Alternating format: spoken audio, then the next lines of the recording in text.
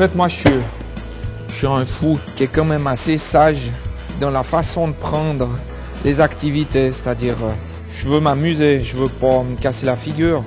Donc, il y a quand même une certaine sagesse à avoir dans des activités qui paraissent folles. Mais ceux qui me traitent de fou, c'est que ils connaissent pas bien ce que je fais.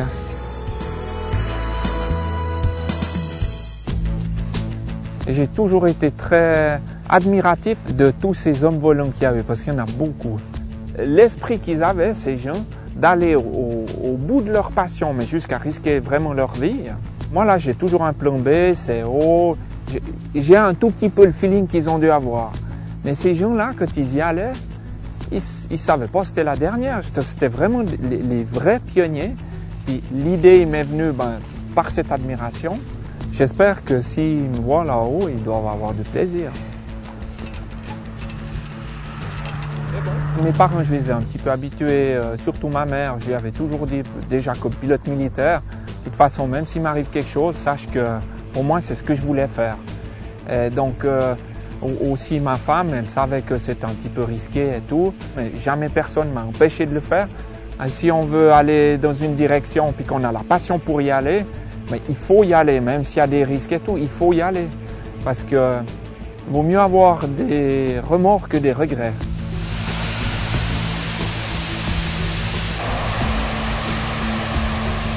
Le challenge que je m'étais fixé, je l'ai déjà vécu.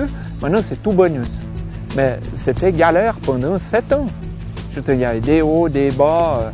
Alors, c'est peut-être la persévérance qui fait qu'on arrive au bout de sa passion.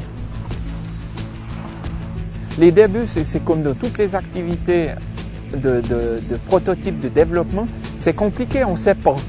Donc, pour savoir, il faut aller voir. C'est de la découverte. Après, c'est facile, mais pour y aller, il faut se concentrer, préparer. Ah, qu'est-ce qui peut aller pas si bien que ça et tout. J'ai 2 parachutes sur le dos. Hein. Donc, si ça se passe mal, je tire la poignée de mon harnais, l'aile se barre, elle a un parachute pour elle, puis moi j'ai encore mes 2 parachutes sur moi, donc je pars en chute et puis j'ouvre ma voile principale. S'il y a encore quelque chose sur ma voile principale, je peux la larguer, puis j'ai encore une voile de réserve. En fait, la seule chose à laquelle je dois faire attention, c'est d'avoir assez d'altitude.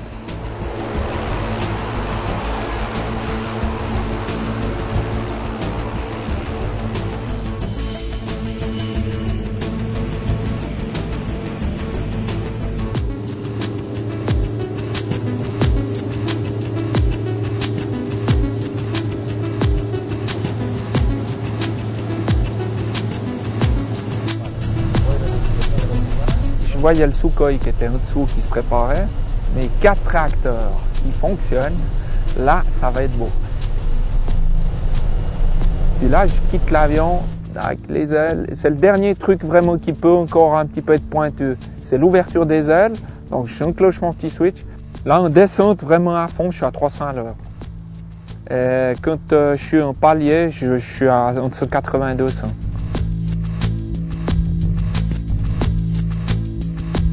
Puis super beau vol parce que j'étais en patrouille et avec le Pilatus et avec le Sukhoi, c'était d'offert.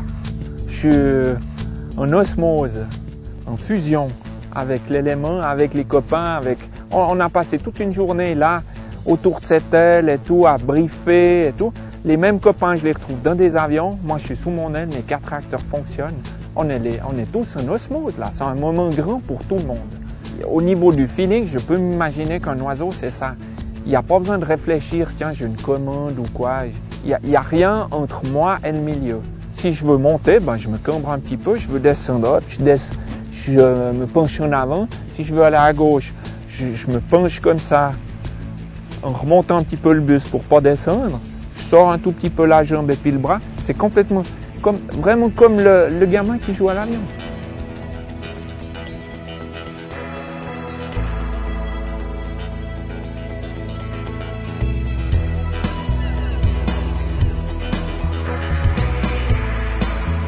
C'est pour ces moments-là que je fais tout ça. Une journée, j'ai 10 minutes, là j'ai eu 5 minutes de vol, 5 minutes et demie.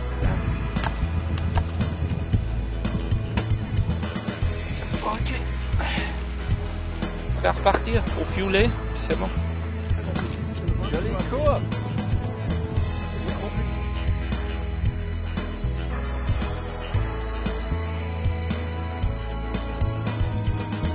C'est des moments forts de la vie, et puis moi j'aime les créer ces moments-là.